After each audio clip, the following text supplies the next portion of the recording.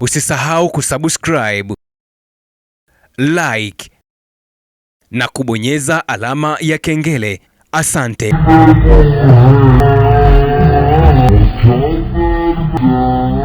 Bana, hivi si vilio wala si kelele za majonzi, bali hivi ni vifijo na nderemo za wana wa Irani, wana wa Jamhuri ya Kiislamu ya Irani, wakitoa kauli zao za furaha na wakisherekea ushindi waliopata mara baada ya kile ambacho anaeleza kumpiga kofi shetani mkuu ambaye ni Marekani.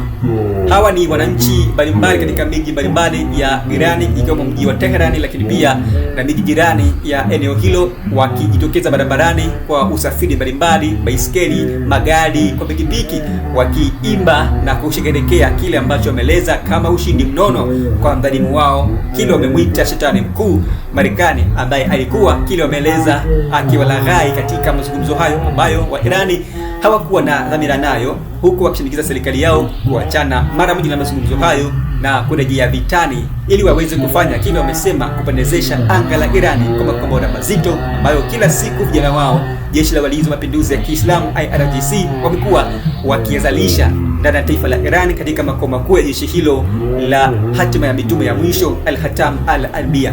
Nderemo, vifijo na shangwe hili limeibuka hapa katika mji wa Tehran mara baada ya taarifa kuibuka kwamba Marekani imeshindwa mazungumzo na Irani, ama Irani kile ambacho wamesema wamempiga kofi shetani mkuu Marekani bwana Donald Trump katika mazungumzo hayo ambayo yalikuwa yakiendelea na kuendeshwa baina ya wajumbe pande mbili, wajumbe wa Irani lakini pia na wajumbe wakuu wa Marekani wakiongozwa na makamu wa rais wa Marekani JD Vance.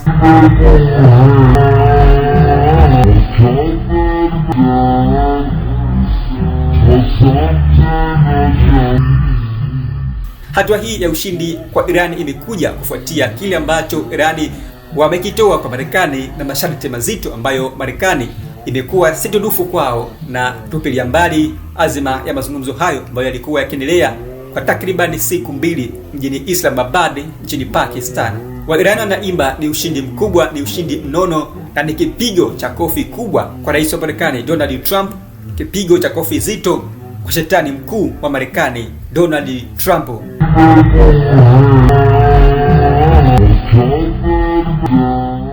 Hivi ndivyo hali halisi ilivyokuwa mapema alfajiri ya siku ya leo mara baada ya mazungumzo hayo kutofikiwa muafaka ama kutofua dafu.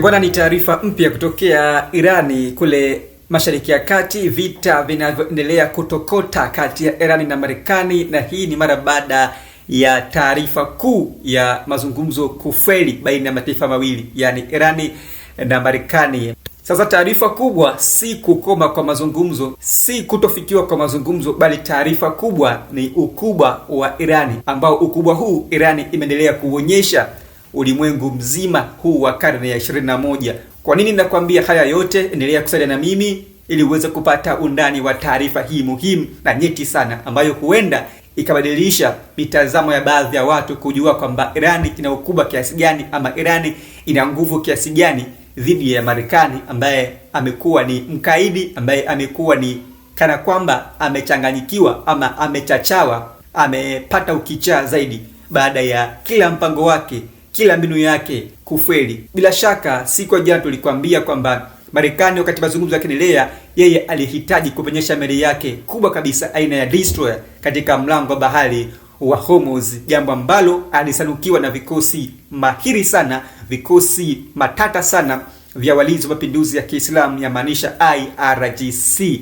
Sasa taarifa za hivi punde ambazo pia alikuletea bwana mkubwa Alex Guido ni kwamba mazungumzo yamefeli baina ya pande mbili za uhasama, na maanisha baina ya pande ya Irani na baina ya pande ya Marekani, mara baada ya kile ambacho kimeelezwa kama ushetani wa Marekani. Na hapa nitanukuu kile ambacho amekiandika moja kati ya mjumbe mwandamizi wa serikali ya Irani aliyekuwa kule Islamabad, Pakistan, baada ya mazungumzo hayo kutofikia muafaka ama kugonga mwamba. Na hii yote ni kutokana na ule ukubwa ambao Irani ameonyesha. Sasa Spika mkuu wa bunge la Jamhuri ya Irani Bwana Mohammad Ghalibaf, mara baada ya mazungumzo yale kutamatika ama kutofikia hatima, alizungumza hili. Naomba nikupitishe kidogo hapa ili uweze kujua Irani wanaokubwa kiasi gani katika vita hivi dhidi yake na Marekani. Mjumbe alianza kusema kwamba, naomba na hapa ni nukuu kama alivyoandika, "This is another strap to the United States during talks in Islamabad, since our counterpart is the United States, which is great Satan and the source of corruption of this country. It was predictable the negotiations would not yield results. The team had delivered another strap to this great Satan through diplomacy." Hapa alikuwa anamaanisha kwamba Jamhuri ya Kiislamu ya Irani imepiga kofi lingine shetani, akimwita Satan, Marekani, kwa kuwa mazungumzo haya yalihusisha shetani mkuu, Marekani, ambaye ni chanzo cha ufisadi, chanzo cha rushwa wa karne hii ya 21. Ilikuwa inatabirika wazi ya kwamba mazungumzo hayangetoa matokeo yoyote chanya, kwani Marekani ni shetani mkuu, na timu yetu imempiga kofi jingine shetani huyu mkuu kupitia diplomasia. Huyu ni mjumbe mwandamizi mkuu ambaye alikuwa hapo kule Islamabad, Pakistan, lakini pia akielezea hali halisi ilivyokwenda, maana kwamba Iran wamepata ushindi mkubwa sana kwa kile ambacho yeye anakieleza kama ushindi mnono kwa taifa la Jamhuri ya Kiislamu ya Iran. Wakati yote hayo yamejiri kule Islamabad, Pakistan, mapema sana nitakupitisha katika taarifa mbalimbali za vyanzo vya taarifa kutokea Iran, lakini pia na Mashariki ya Kati kwa jumla, ikianza na chanzo cha Tasnim News chenye kiliarifu ya kwamba mapema sana makamu wa rais JD Vance alithibitisha kushindwa kwa Marekani, na akisema ya kwamba makubaliano yameisha bila kufikiwa mapatano. Hapa ndipo utajua kwamba kwa nini Marekani wamekuwa wajanja sana, kwa nini Marekani wanatumia sana akili mbovu sana. Mazungumzo yamekwisha mapema alfajiri, lakini punde si punde, mdomo juu, Marekani mwenyewe ambaye ameshindwa akatoa press kwa makamu wa rais JD Vance, akazungumza na waandishi wa habari. Wakati huo Irani hawakuzungumza chochote, hawakunena chochote kwa waandishi wa habari wala kwa nani. Mazungumzo yamekwisha, wao wakapana zao gari wakaondoka, na nitakuonesha pia msafara wao wakati unaondoka, timu Iran wakiwa na seba zao pale mjini Islamabad, Pakistan. Huaga hawana muda na mtu yoyote kuzungumza ama kuongea mambo yasiyo na msingi, wenyewe wapo kikazi zaidi. Sasa baada ya kushindwa, Marekani alizungumza haya alfajiri. Kama rais wa Marekani JD Vance akasema kwamba, hapa naomba kumnukuu na tumsikilize kwa makini sana. "We've been at it now for 21 hours and we've had a number of substantive discussions with the Iranians. That's the good news. The bad news is..." Baada ya mazungumzo muda mrefu na mahasimu wetu Irani, licha mazungumzo haya kuwa ya muda sasa na kudhaniwa kwamba huenda yangezaa matunda chanya, lakini wa Irani kama ilivyo kawaida wameshindwa kabisa kukubaliana na sisi, na mazungumzo kwa kiasi kikubwa sana ama yamefeli kikamilifu. Na sasa kama matokeo ya awali ya mazungumzo haya, kila mmoja yupo kiguu na njia kurudi majumbani kwake, to accommodate them on, and what things we're not willing to accommodate them on, and we've made that as clear as we possibly could, and they have chosen not to accept our terms. Hii ni kauli ya makamu wa rais wa Marekani JD Vance ambayo alizungumza akiwa pale mjini Islamabad, Pakistan. Wakati huo anazungumza hayo, Marekani yenyewe ndiyo ambaye imeshindwa. Marekani yenyewe ndiyo ambayo imeanguka chini katika mazungumzo kwa sababu ilikuwa ni mtego ama ilikuwa shabaha ya Marekani kwamba mazungumzo yafanyike alafu waibue kauli yao ya kibabe kwa Irani kwamba mazungumzo yangefanikiwa, wangewaseba sana wa Irani na wangejitamba sana, licha ya kwamba huenda wakawa wamekubaliana pamoja kule Pakistan, huenda ya kwamba masharti yao yangekuwa sawa sawa, lakini Marekani ingejitamba sana kwa Irani na ingezungumza mengi sana katika vita hivi dhidi yake na Irani. Sasa siku ya jana Marekani imeachilia mali za Irani, na kitu kikishakwenda kwa mganga huaga akirudi. Mali tayari zipo mikononi mwa Irani na vita vilisitishwa kwa muda pale Lebanon. Kwa hivyo ushindi ni wa Irani, watu wenye akili kubwa siku zote, ili amini ama usamini, lakini ushindi upo kwa wa Irani na kwa timu Irani. Sasa baada ya mazungumzo hayo na makamu wa rais wa Marekani JD Vance kuzungumza na waandishi wa habari, wenyewe wa Irani wakatoka kavukavu pale Islamabad, Pakistan, wakiondoka zao na msafara wao kurejea nchini kwao Iran, ambapo hili liliibua sintofahamu